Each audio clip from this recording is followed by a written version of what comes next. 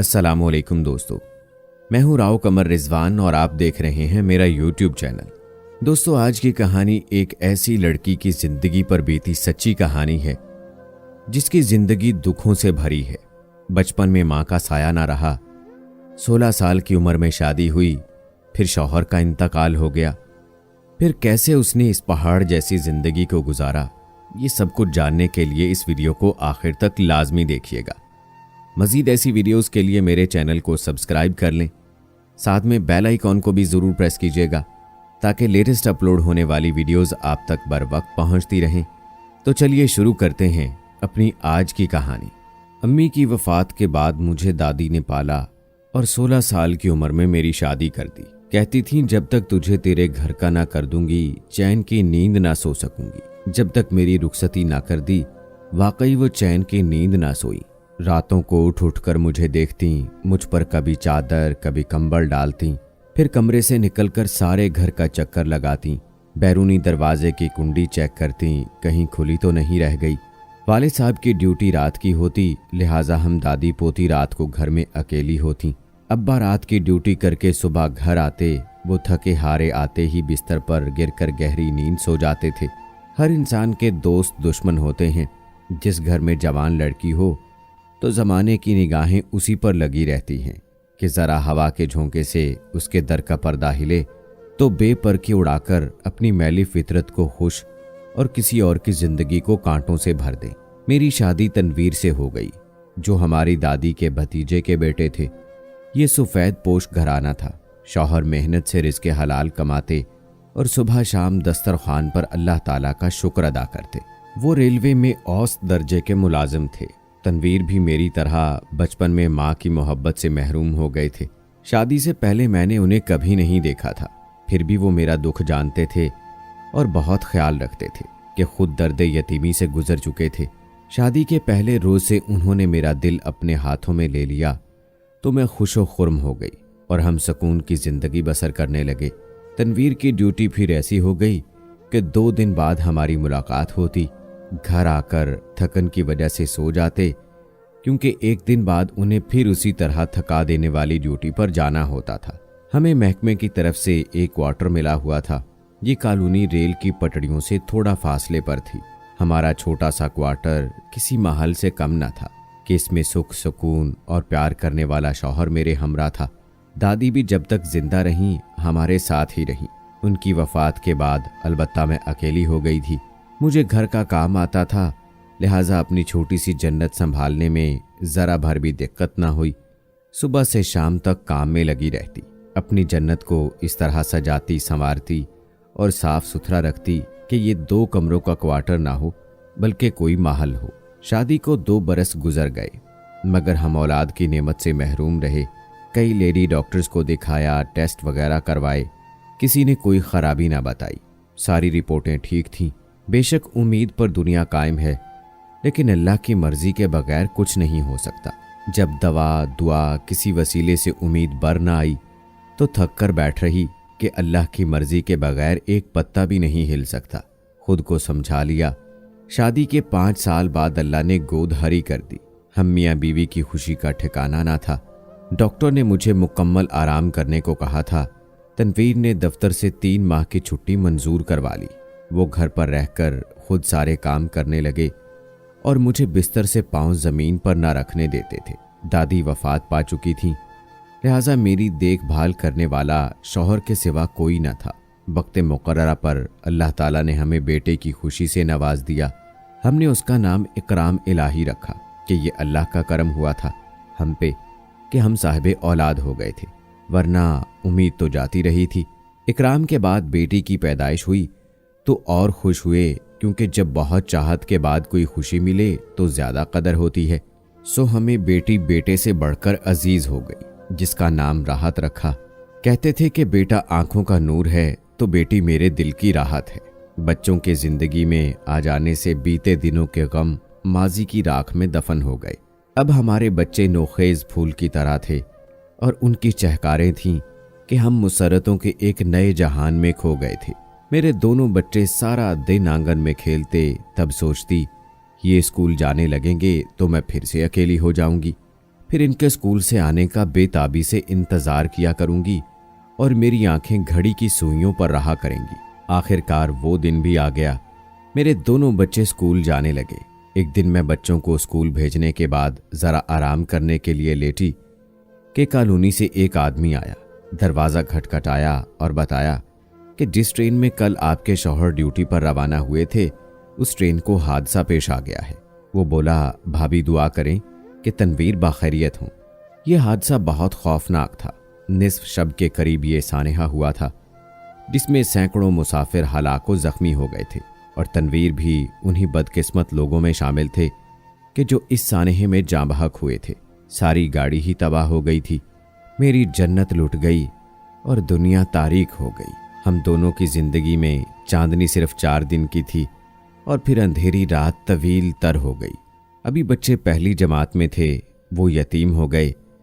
उनके माँ बाप ने तवील यतीमी देखी और फिर हमारे बच्चों ने इस दश्ते पर खार में कदम रख दिए। मैं तो ये खबर सुनते ही बेहोश हो गई। पड़ोस की औरतों ने संभाला, वही बच्चों को स्कूल से लेकर आईं। मेरे बच्चे घर के सोगवार माहौल को देखकर सहम गए। अभी उनमें इतनी सूझबूझ भी न थी कि वो यतीमी के दुख को समझ सकते।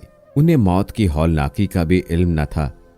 बस हैरान निगाहों से घर में आई औरतों को तक रहे थे कि ये क्यों इतने लोग जमा हो गए हैं। जब उन्होंने मुझे रोते देखा तो कुछ ना समझते हुए मुझसे लिपट गए और रोने लगे। तूफान थमा। उन्हें एहसास हुआ कि कुछ बहुत बुरा हो गया है।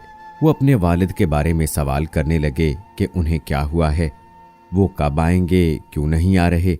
तभी एक पड़ोसन ने बताया कि वो अब नहीं आएंगे क्योंकि जन्नत में चले गए हैं और जो जन्नत में चले जाते हैं वो फिर नहीं आते क्योंकि वो बहुत खूबसूरत जगह है। तो हमें भी जन्नत में जाना है। हमें वहां ले चलिए जहां हमारे अब्बू गए हैं। हम उनके पास ही रहेंगे। उनकी मासूम बातों पर पड़ोसी औरतों के आंसू निकल आते थे। कुछ दिन तो दिमाग सुन रहा। जब होश आने लगा एहसास हुआ कि कब तक पड़ोसन के घरों से खाना आता रहेगा। अब कुछ करना है। अपने बच्चों की खातिर जिंदा रहना भी एक मजबूरी थी। मैट्रिक पास थी, भला क्या नौकरी मिलती और कहाँ मिलती। एक प्राइवेट स्कूल में टीचर हो गई। यह स्कूल मोहल्ले में ही था। शौहर की पेंशन मिलाकर गुजारा होने लगा। मरहूम तनवीर की रेलवे से जो रकम मिली थी उसमें 3 मरले का प्लाट जो पहले से खरीदा हुआ था, एक कमरा, छोटा सा किचन डाल लिया कि बालिश्त भर की सही अपनी छत भी बहुत बड़ी नेमत होती है और इंसान को हर तरह के दुखों से बचाती है। जो भी कठिन हालात हुए मैंने हिम्मत ना हारी। बिलाखिर बच्चों ने मैट्रिक कर लिया। मैट्रिक के बाद राहत घर बैठ गई और इकराम ने कॉलेज में दाखिला ले लिया। दोनों मोहल्ले के बच्चों को ट्यूशन पढ़ाते थे। इस तरह इकराम के तालीमी अखराजात पूरे हो जाते थे। इंसान को जिंदगी में कभी न कभी बहुत कुछ मिल सकता है, लेकिन माँ और बाप न रहें तो इन शफीक हस्तियों का खला पुर नहीं हो सकता। हिम्मत मर्दा मर्द खुदा के मुसद्दाक मेरे बेटे ने भी हिम्मत से काम लिया। अपनी तालीम का खर्चा खुद उठाया और यूनिवर्सिटी से फारिग हुआ। एक दिन आया कि मेरा ख्वाब पूरा हो गया। इकराम एक बड़ी फर्म में अच्छे ओहदे पर मुलाजिम हो गया। इस तरह जिंदगी में कुछ सुकून आया। जब उसने पहली तनख्वाह मेरे हाथ पर रखी तब अपने रब की शुक्रगुजारी में मेरी आंखों से आंसू निकल पड़े। मुलाजमत पर जाते इकराम को साल हुआ था कि उसने घर बदलने की रट लगा दी। मैंने तमाम उम्र उसी छोटे से घर में गुजारी थी। मोहल्ले के सभी लोग हमें जानते थे। हमेशा मेरे और मेरे बच्चों के खैर खा रहे थे। किसी सूरत ये घर नहीं छोड़ना चाहती थी, मगर बेटे ने बहुत इसरार किया, यहाँ तक कि वो घर को फरोख्त करने के दरपे हो गया। तो मैंने इस शर्त पर दूसरे घर में जाने की हामी भरी कि वो ये घर फरोख्त नहीं करेगा। बिलाखिर हम एक बड़े घर में शिफ्ट हो गए जहाँ अमीर लोगों के घर थे। इकराम ने उस घर को नए अंदाज से सजाया और उम्दा फर्नीचर लेकर आया। वो अब जिंदगी को एक नए रुख से देखने का ख्वाहां था। शाहीना का एक भाई था। माँ बाप के बस 2 ही बच्चे थे। बेटा बैरून मुल्क रहता था। माँ बहुत मॉडर्न थी जो घर और घरदारी के झंझटों से आज़ाद थी। वो सारा दिन बाहर रहती। कभी किसी फलाही तंजीम की मेहमान खसूसी होती तो कभी किसी मीटिंग या फंक्शन में गई होती। बाप की सरगर्मियां अलहदा और माँ की अलहदा थीं। दोनों अपनी मर्जी से अपनी तर्ज जिंदगी जी रहे थे। शाहीना पर बचपन से किसी ने तवज्जो न दी।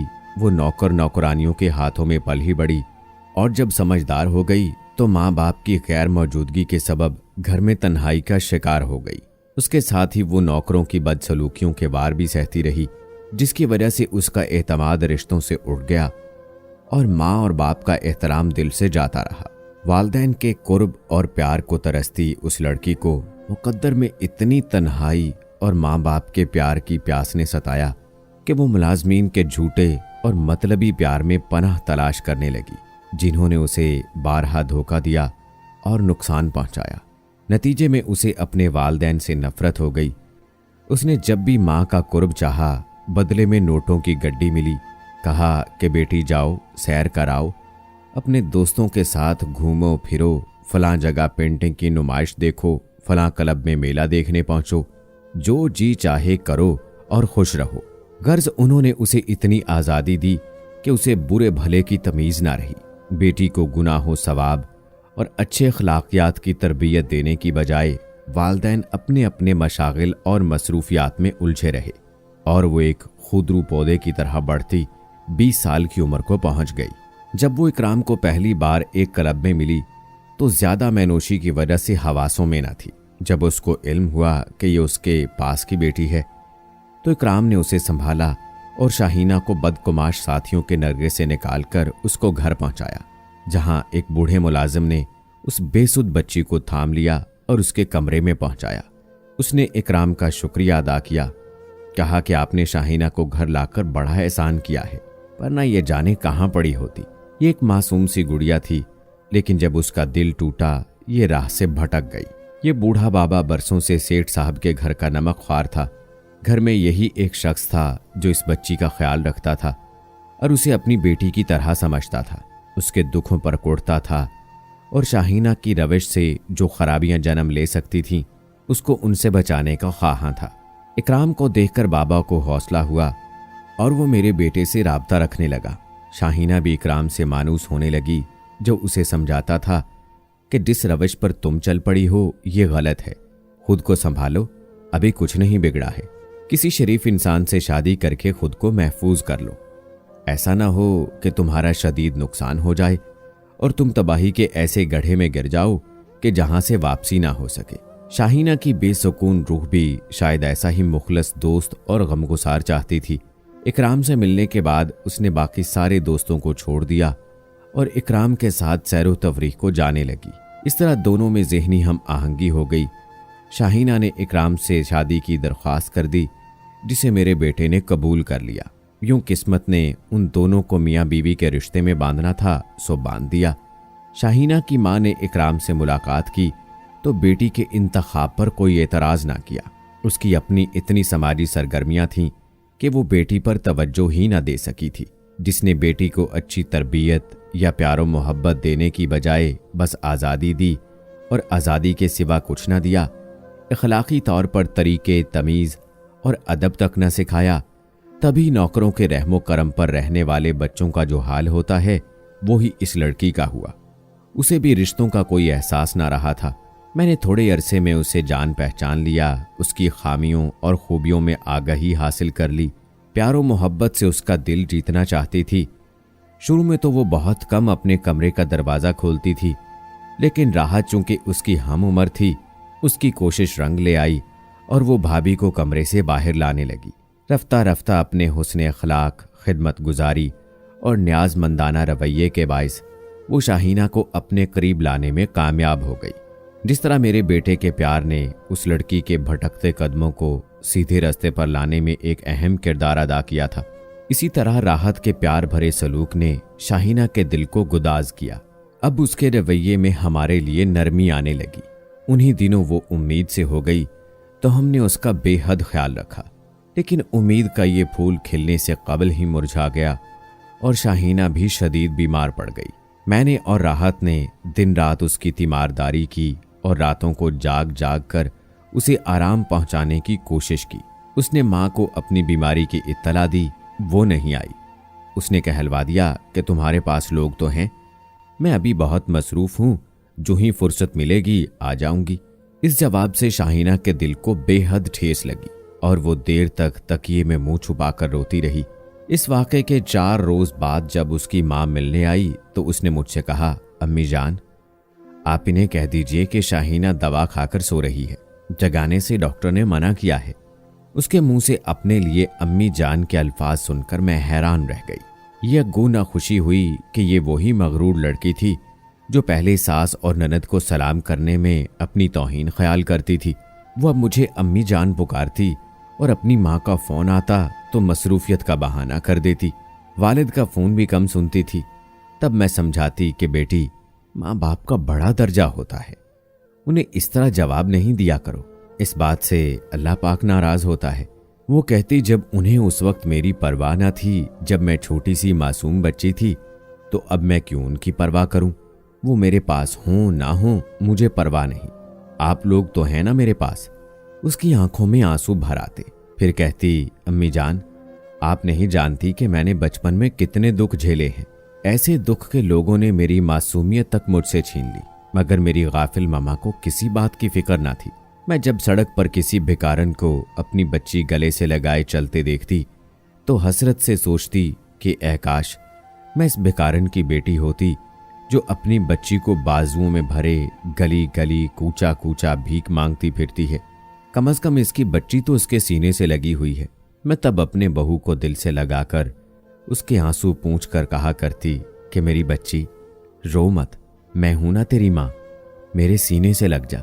वो मेरे गले लगकर बाहें मेरी गर्दन में डाल देती थी, एक नन्ही बच्ची की तरह, और सिसकने लगती थी।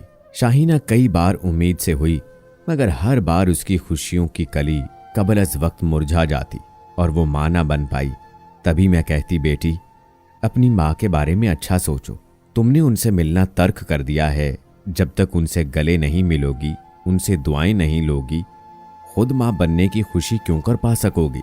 मेरे कहने पर वो बिल आखिर माँ से मिलने गई, मगर मैं ये देखकर हैरान रह गई कि उसकी माँ उससे सरसरी अंदाज से मिली और थोड़ी देर बैठने के बाद कहा, शाहीना, तुम दोबारा वक्त लेकर आना, आज लेडीज क्लब में मेरी मीटिंग है और मैं उनकी सदर हूँ। ये बहुत अहम मीटिंग है। मैं तुम्हारे पापा को फोन करती हूँ, वो आ जाएंगे तो तुम लोग उनके साथ लंच कर लेना, तब तक मैं लौट आऊंगी। माँ के इन्हीं रवैयों से तो उसे चिढ़ थी। इन्हीं रवैयों ने उसे बचपन में अपनी माँ से दूर कर दिया था। रफ्ता रफ्ता उसने जाना और वालिदैन को फ़ोन करना छोड़ दिया। अलबत्ता जब उसके वालिद का फ़ोन आ जाता तो कभी वो बात करती और कभी इकराम को थमा देती कि तुम कर लो इनसे बात, मेरा मूड ठीक नहीं है। वक्त गुजरता गया। अल्लाह ने हम पर करम किया। इकराम को 2 बेटे दे दिए, फिर एक बेटी हो गई, तो शाहीना अपने बच्चों की मोहब्बत में खो गई। वो एक बहुत अच्छी माँ साबित हुई। उसे महरूमियों की तकलीफ का अदराक था। वो अपने बच्चों पर भरपूर तवज्जो देती। मुझे बहुत खुशी होती कि मेरी बहू एक बहुत अच्छी माँ साबित हुई है। वो अच्छी बीवी, अच्छी बहू होने के साथ साथ एक अच्छी माँ तो बन गई, मगर अफसोस अच्छी बेटी ना बन पाई। जब उसकी वालदा बहुत बीमार पड़ गईं तो उसे बुलवाती थीं, लेकिन वो नहीं जाती थी।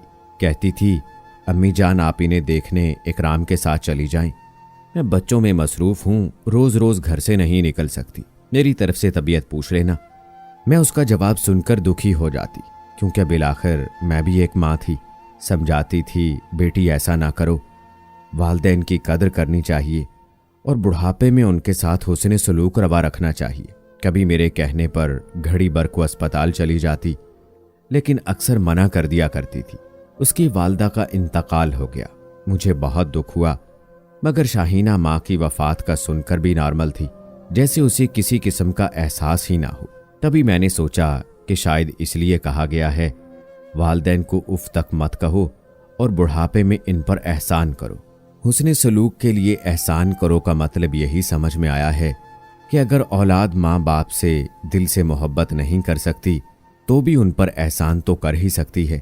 हुस्न सलूक को एहसान इसी वजह से कहा गया है। बहू को अब माँ के जाने के बाद समझ में आई बात, लेकिन देर हो गई। अब वो मकाफात अमल से डरती है कि कहीं कल को मेरी औलाद भी ऐसा ना करे, लेकिन वो इस बात से मुतमईन है कि उसने अपनी औलाद की परवरिश अच्छे से की है, अपने माँ बाप की तरह नहीं की। लेकिन फिर भी यही कहूँगी कि अपने माँ बाप के साथ हुस्न सलूक से पेश आओ, चाहे कुछ भी हो जाए। और हाँ, जो जिंदगी में यतीमी के दुख मैंने, मेरे शौहर ने और फिर मेरी औलाद ने देखे, अल्लाह किसी को ना दिखाए। आमीन। कैसी लगी दोस्तों आज की कहानी, कमेंट बॉक्स में ज़रूर बताएं। मज़ीद ऐसी वीडियोस के लिए मेरे चैनल को सब्सक्राइब करें। मिलते हैं अगली वीडियो में, तब तक के लिए इजाज़त दें। अल्लाह हाफिज़।